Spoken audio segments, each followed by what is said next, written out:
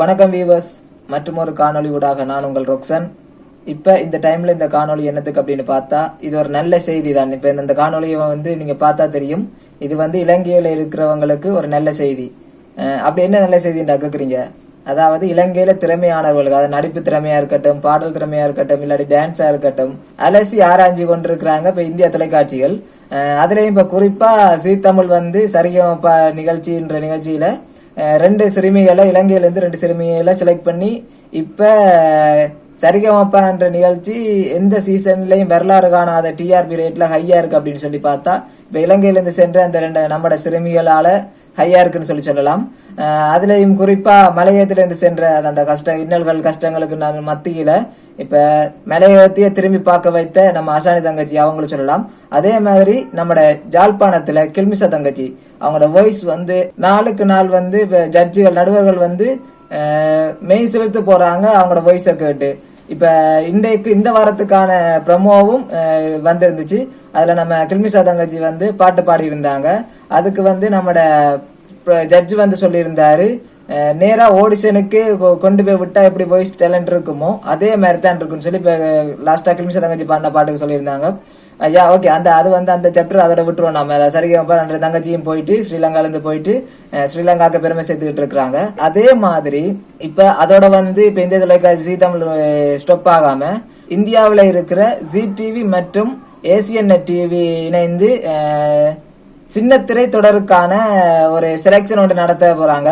அதுவும் குறிப்பா இலங்கையில, அதுவும் கொழும்புலையும் ஜாழ்ப்பாணத்திலையும். அது எப்ப அப்படின்னு பார்த்தா 30ஆம் தேதி கொழும்புலையும் 29ஆம் தேதி ஜாலிலையும் நடக்க போகுது. அது எங்க நடக்க போகுதுன்னு சொல்லி இப்ப இந்த அட் போட்டிருந்தாங்க. நிறைய பேருக்கு ஒரு ஆவலா இருந்துச்சு.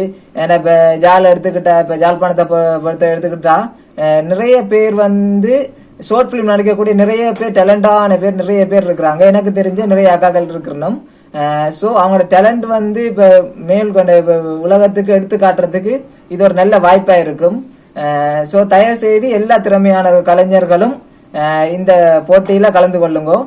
இது எங்க நடக்க போகுது அப்படின்னு பார்த்தா, கொழும்புல 30ஆம் தேதி BMICH கொழும்புன்னு சொல்லி ஒரு அட்ரஸ் மென்ஷன் பண்ணியிருந்தாங்க.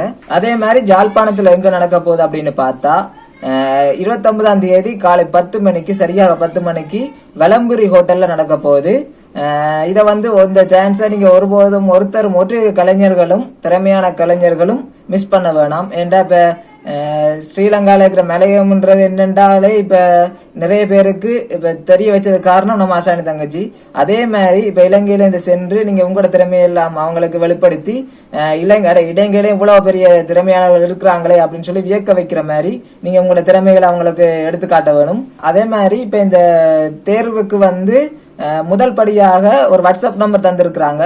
அந்த வாட்ஸ்அப் நம்பரை நான் கீழே ஸ்க்ரோல்ல போட்டு விடுறேன், உங்களுக்கு டிஸ்பிளே ஆகும். அதுல ஒரு வாட்ஸ்அப் நம்பர் தந்து உங்களோட திறமைகள் நீங்க காணொலியா எடுத்து 1.5 நிமிஷத்துக்கு அந்த காணொலி இருக்கணும். அந்த காணொலிய இந்த வாட்ஸ்அப் நம்பருக்கு அனுப்பி வைங்கன்னு சொல்லி அப்படி ஒரு இன்ஸ்ட்ரக்ஷன் போட்டிருந்தாங்க.